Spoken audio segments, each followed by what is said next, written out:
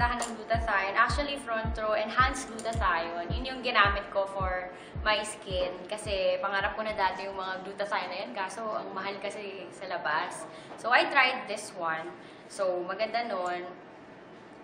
Nakita ko na yung effect niya. Mas mabilis. Hindi ko pa ubos yung bottle. Pansin na agad ng mga friends ko. So, ngayon, up to now, continuous pa. Halos everyday, inom ako ng alak. So, nung tinake ko siya, totoo siya, it's liver cleanser. So, bago ako pumuti, nilinis niya muna talaga yung organs ko sa katawan. At the same time, di ba, yun, kitang-kita naman, nakakawala din siya ng pimples. Kasi nung nag-aaral ako, pinipimple ako kasi sobrang stress. Yun, nawala rin siya. At the same time, lalo sa panahon ngayon, medyo, di ba, mahilig tayo mag-computer. Facebook, inabot ka ng umaga, madaling araw. So, medyo naayos din yung sa panlabo ng mata. For 1 year and a half, ito yung resulta. Partida, walang ano yan, lotion, wala kang nilalag. Kasi sabi nga if you're healthy inside, magre-reflect siya outside. So, doon ako naniniwala na kahit anong ipahid ko or anong gamitin ko panlabas, kung hindi ako magiging healthy inside, di rin ako mag-glow ng natural. So, tinake ko siya at until now, ginagamit ko pa rin siya.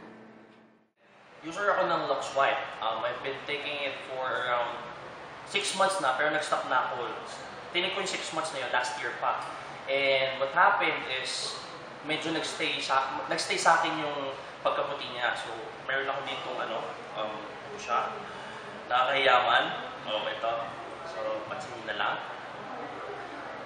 So, yun siya. Yung Lux White kasi natin, it has vitamin C na. So, ang ginawa ko na lang, nag-take ako ng another grape seed para mas mag-effect siya sa akin. Diba? So, actually 5 days ko pala siya ginagamit. Pero still, tingnan nyo naman yung, diba? So, tingnan nyo naman. Ganito po yung effect niya. Kapag ino-overdose nyo siya, so depende pa rin naman sa inyo sa paggamit nyo. So every time, every now and then, pag may hangover, yun, I take it para talaga the next day, nakakapag-work ako ng maayos, kahit maaga ako gumising, kahit late na ako umuwi kagabihan, pero kaya akong gumising ng mas maaga nang wala akong hangover or walang, kumbaga, ang linis-linis ang pakiramdam ko.